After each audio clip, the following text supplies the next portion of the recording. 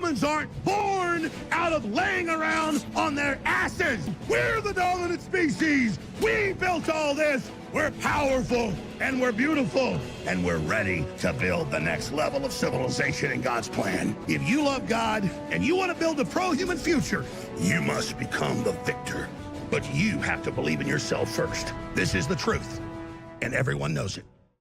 So, ladies and gentlemen, the conversation around aesthetics in video games has really ramped up since the 2024 Game Awards. And you have people that are arguing that aesthetics don't matter.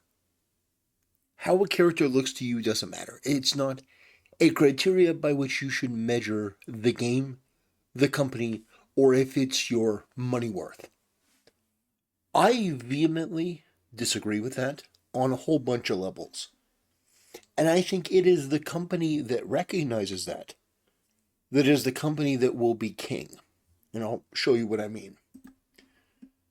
Do you remember a couple years ago, what you see on the left was the initial art that was released in the trailer for Sonic the Hedgehog? The internet immediately came out and said, this is a horrifying abomination. This is terrible. You should change it. Now, if it were a video game company and you had video game media, they would go with the first option and shame you for daring to question the brilliance of the people that were working behind the scenes. Like, Pirate Software would do a video saying, if you don't like it, just don't watch it. Sort of thing. But the studio, to their credit, said, okay, we hear you. We're pulling this back and we're actually going back to the drawing board. And what you see on the right is the result of that. And it's not just that that movie did well. Gamers, and, this is a gaming movie. Gamers were so appreciative of what the studio did that this movie is on its second sequel. So there was a Sonic the Hedgehog 2, and now there's a Sonic the Hedgehog 3. So understand that it is never, ever the correct business decision to listen to the critics, to the backbenchers, to the influencers that are at odds with the gaming community. If gamers tell you your character is too ugly, you have intentionally made her gross looking, you have done something to alter the character that is worse, observably, objectively worse, you should listen to them and go back to the drawing board. Because ultimately, when you ignore your audience, the people that are true fans of the game, in favor of the people that may be toxically positive in the moment, it is going to hurt you in the long run. Alana Pierce and a lot of these brain-dead bimbos and other regressive retards have come out to say, no, Siri is a Witcher. What, did you not play Witcher 3? Well, yeah, I did play Witcher 3, which is why I know she can't be a Witcher. Women can't be Witchers. Adults can't be Witchers. It's like, if a man is too old, he can't take the trial. He can't become a Witcher. I understand the lore. I played the game. But these snarky, self-important, delusional, narcissistic freaks think it's a win when they say, oh, didn't you play the game? Well, yes, I did, which is why I know that you're wrong. And not only do I know that you're wrong, CD Projekt Red knows that you're wrong, because they have, ever since that trailer, been doing damage control, trying to explain how this could make sense.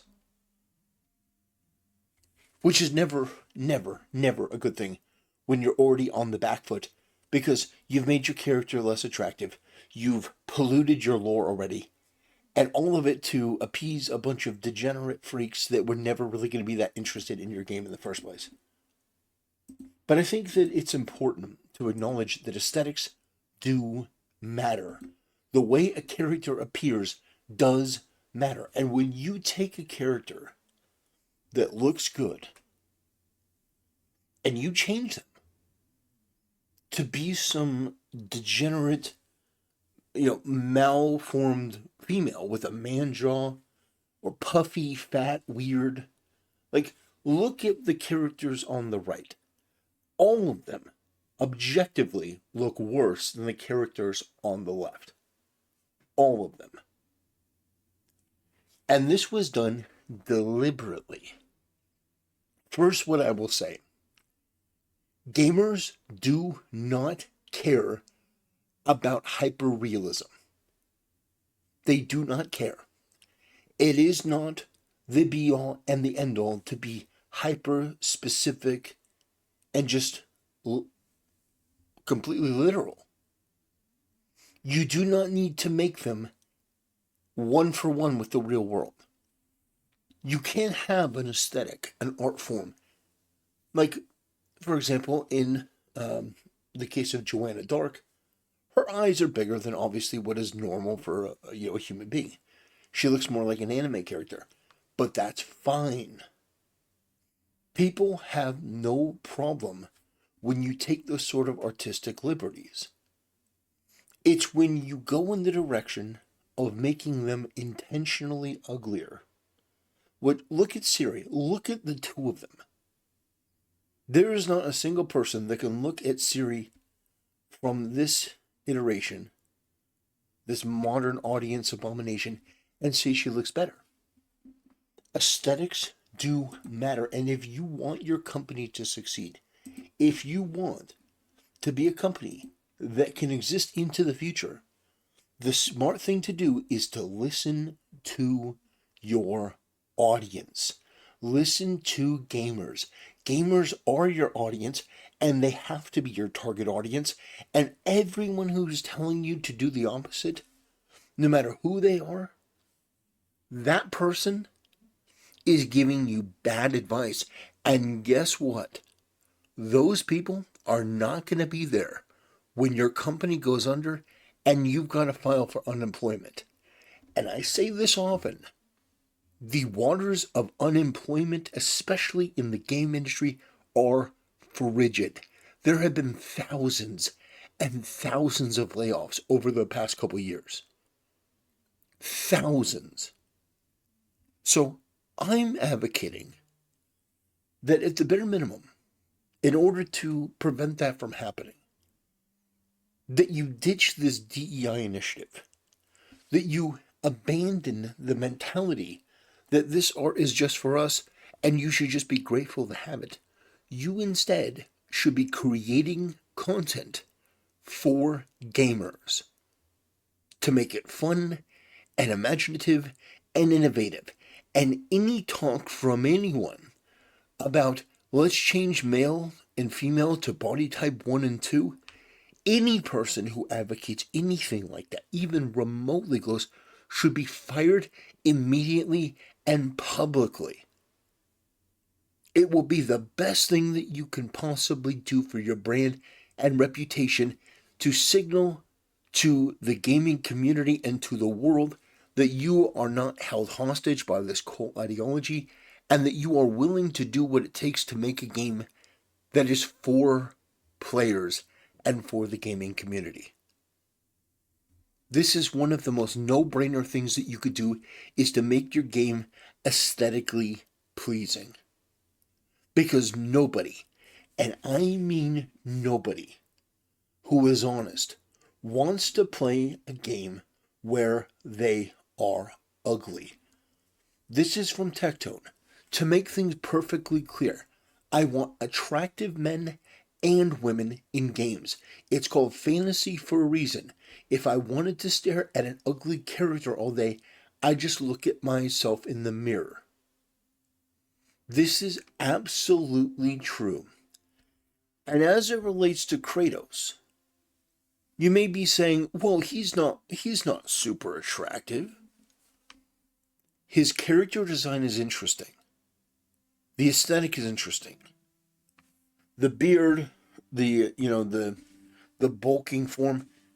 He's a Conan the Barbarian style berserker, and people do like that. That does resonate with people. You don't have to be a pretty boy. You don't have to be some like prima donna, like, oh, I'm Gaston. I'm the most handsome in all the land. No, When I talk about aesthetics, when I talk about your character looking good, I don't mean like they have to be a prima donna. I just mean that they have to look good. They have to be compelling and interesting and dynamic. They have to have something about them that resonates with the audience in some way. And for example, if you're making a game about Doom, for example, what people focus on are the weapons and the armor and the monsters. So the monsters have to look good in terms of them looking bad. They have to be ugly and grotesque and like a demon that you would want to absolutely destroy. They would have to look good in the context of that particular situation. When it comes to Stellar Blade, I think it's fairly obvious. She has to look good. And that means physically. It also means in terms of her acrobatics, it means her hair flow, it means her powers, her specials, her finishes. Like, there are so many things that go into it. And what happens is you have people that forget that aesthetics and how your character looks is important. It does play a crucial role in you connecting with the character, but not so much that you need to see yourself represented in that particular character physically. But if you have a hero, there's certain criteria that everyone should be able to agree on as it relates to a hero. A hero should not be fat. A hero should not be weird or misshapen necessarily. If you're playing a fantasy game, I mean, there are times where you could do that. There are times where that makes sense. Like, for example, in Chrono Trigger. In Chrono Trigger, when you meet Frog, and Frog is a frog that was turned into Frog by Malgus. Did you say Malgus? Magus. I have Star Wars, The Old Republic on the brain. Magus, not Malgus. But the point is that it's an interesting story. It's an interesting character. He is ugly, but it's because he's trying to undo a curse, which in and of itself is very, very, very compelling. My point in all this is to reiterate the fact that aesthetics do matter. It is important to continue to argue that point.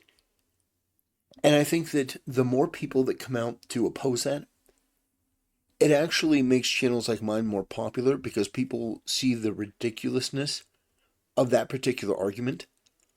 And every time these backbenching degenerate freaks come out and say, "Oh, you're just a gooner," I think it takes more points off of their side of the argument, and people respect them less because it's such an obviously retarded and ridiculous position that the only reason that you would prefer the aesthetics to be pleasing is because you're a gooner. That's just a low IQ take, And it's very interesting to me to watch people who are clearly not fans of Witcher or gaming in general, it seems, come out to try to defend this and say, "Oh, I know more about Witcher than you do," and then completely fall flat on their face when they realize, "Oh, actually, Ciri's not a Witcher."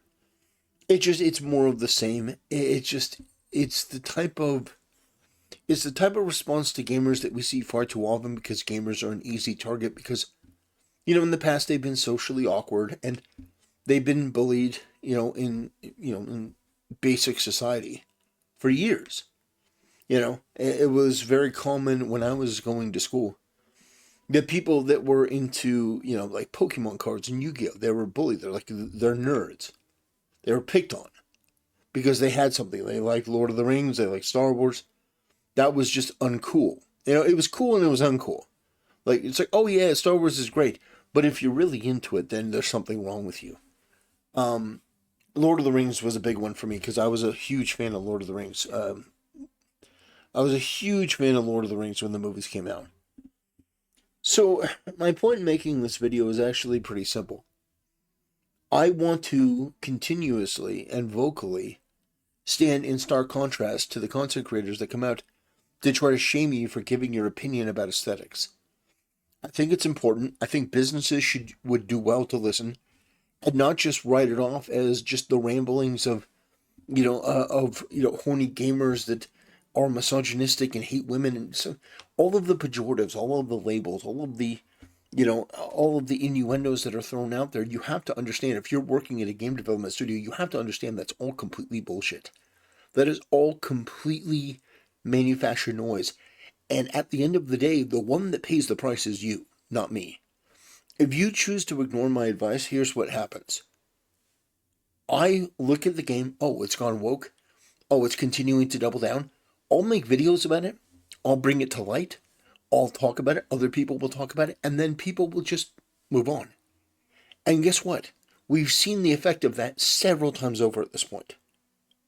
To the point where Disney is now taking out transgender scenes from their upcoming movies. Because nobody wants DEI or ESG or LGBTQ. Nobody wants that stuff in their games or in their movies if it's intrusive to the point of being noticeable. And by noticeable, I mean like a character such as Tosh, that's talking about it every couple minutes, that is a complete and total bore and chore, but is a character that you can't get rid of. You just can't. You can't tell the character to stay home. You can't banish them from the party. You could banish Morgan from your party in Dragon Age Origins, but you can't banish Tosh. That is unacceptable. The LGBTQ element in the game should be there, but it should be quiet, and it should be an option. A quiet option. That you can choose if you want to play as a total degen, but it should be made abundantly clear that this is not the canon option. This is just something that you can do because we want to give people more freedom and more choice, if that's the route you want to go down. So, ladies and gentlemen, I hope I made my point abundantly clear. These pictures that I've shown, these were taken from my YouTube community tab, which, by the way, I definitely recommend that you subscribe to the channel because it is a lot of fun. We have fun over here. Not everyone is a winner, but, this is an AI generated picture I made after seeing Interstellar. This was a picture. This was fantastic. We got anime Donald Trump there. Amazing. And so we have fun on this channel. Gillette, the best a man can get. And so, yeah, if you haven't already, and I'm scrolling down to hit this picture right here. This picture, I think, is a perfect encapsulation of some of the issues that we're facing. Because on one hand, Marvel Rivals is doing phenomenally well. One thing about Marvel Rivals is they're not afraid of the female form. They use it to a great degree. The male characters look badass and strong. And you compare that to this down here. Now, I'm of the opinion that you should make your game more like this in terms of aesthetic. That you should define men and women, because there are only two genders, or rather I should say there are only two sexes. You should make your characters look like the top row, not the bottom row. And if you do make your characters look like the bottom row, I hate to tell you this, but it's going to affect your bottom line. And guess what? You may think that you're owning the chuds. You may think that you're pissing off Elon Musk. You may think that you're sticking it to the man. You're sticking it to the evil gamers. Well, I hate to tell you this. I hate to burst your bubble because I know how important this was to you. But this is a blip. People talk about Concord as a joke, but it's already pretty much forgotten. Meanwhile, people are happy with Marvel Rivals. They're playing it quite feverishly. I mean, Dr. Disrespect is playing it, talking about how much he loves the game, talking about how polished it is and stuff. And it's like, Doc never likes playing. He hates most of modern games. And so for that game to get that sort of praise from these big-time streamers and content creators, that people who are enjoying the game, that is tremendous. That is a huge boon. And I'm not saying it's just because the characters look good, but it's a huge, huge, huge part of it. The characters have to look good. Some characters that aren't male or female, like Groot, I think Groot's a guy, but like a tree root character that's not really, not really male or female. That character has to look cool, which they did for the game. But that's sort of my point with this whole thing. That aesthetics do matter, optics do matter, how a game feels does matter. It's all part of the system. And when you pretend that one of those doesn't matter, when you pretend that the visuals don't matter, you are only doing yourself as a game development studio a disservice. Because we don't want this. We don't want whatever this Concord abomination is. We don't want DEI, ESG, or whatever inclusion bullshit that you're talking about. We want characters that are actually interesting, cool, aesthetically pleasing. If it's in an RPG, we want characters that are worth getting to know, worth romancing in some cases, and characters that actually fill the role. I don't want to play as a soy-based version of Commander Shepard like an Anthem. I want to play as an actual soldier, somebody that looks the part. I want to play as Steve Rogers. I want to play as Captain America. That's what I want to play as. Anyway, ladies and gentlemen, I hope you have a wonderful night. I hope you have a great day tomorrow, and I'll see you next time.